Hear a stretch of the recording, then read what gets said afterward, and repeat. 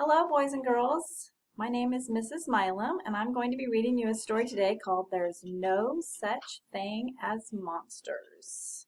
The book is by Steve Smallman, and the illustrator is Carolyn Pedler. I do want to let you know we are behind a green screen, so if in front of a green screen, so if there are some pictures in the book that are green, they may not show up very well. All right, so we're going to start the story. There's no such thing as monsters. I've got my own bedroom. I'm so big now, sang Little Bear excitedly. Big Bear was excited too. He had his own bedroom all to himself at last. Off to bed, Dozy Head, chuckled Big Bear. Look how excited he is about his new big boy bed. Little Bear snuggled down and tried to go to sleep, but he couldn't. Everything felt different. The dark seemed so much darker without Big Bear there. Then, as Little Bear peered into the shadows, he saw a monster! A big, scaly monster, all covered in spines, watching and waiting and ready to pounce. Big Bear! Big Bear! Cried Little Bear. There's a spiky monster in my room, and it's coming to get me. Big Bear rushed in and turned on the light. But there wasn't a monster, just a floppy old toy on the back of the chair. Big Bear put it on his head and did a silly, spiky monster dance. Don't be a scaredy bear. Shadows can't hurt you, he said. Little Bear snuggled down and tried to go to sleep, but it was just too quiet without Big Bear there. He tried humming a little song to keep the quiet out. Then he thought, what if there's something under my bed, something that's keeping very still? Shh. He wriggled nervously over to the edge, peeked underneath, and saw a monster's tail! Big Bear! Big Bear! Squealed Little Bear. There's a slimy monster under my bed, and it's going to eat me!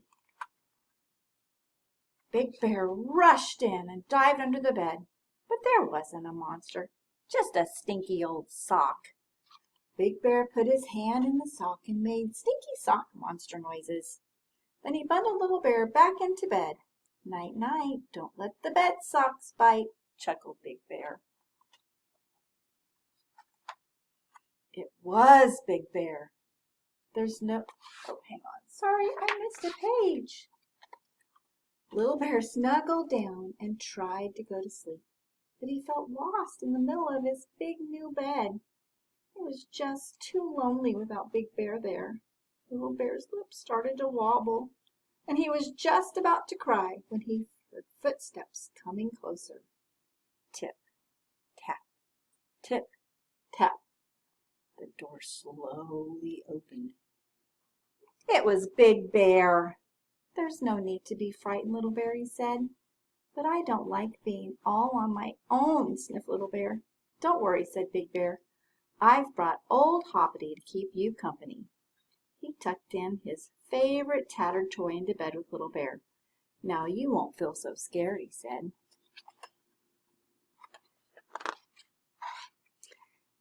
Silly little bear, chuckled Big Bear as he went back to bed, frightened of monsters. Big Bear snuggled down in his bed and tried to go to sleep, but he couldn't. His bedroom seemed so empty without Little Bear there. Big Bear lay in the dark, humming a little song to keep the quiet out. Just then he heard a noise, a growling, snuffling noise. And it was coming from Little Bear's bedroom. Snurfle, snort. Oh no, thought Big Bear, maybe there really is a stinky sock monster under the bed, and it wants a Little Bear for its supper. Big Bear raced down the hallway as the noises got louder and louder. Snurfle, snurfle, snort, snort. I'll save you, Little Bear, he cried, pushing open the door. But there wasn't a stinky sock monster, just a small bear fast asleep and snoring loudly in the growly, snuffly way that little bears do. The end. Hope you enjoyed the story. There's no such thing as monsters. This does have an AR test. It's a 3.0. Your AR number is 141264. Be sure and listen to it maybe a second time so you can answer all the questions. Have a great day. Hope you enjoyed the story.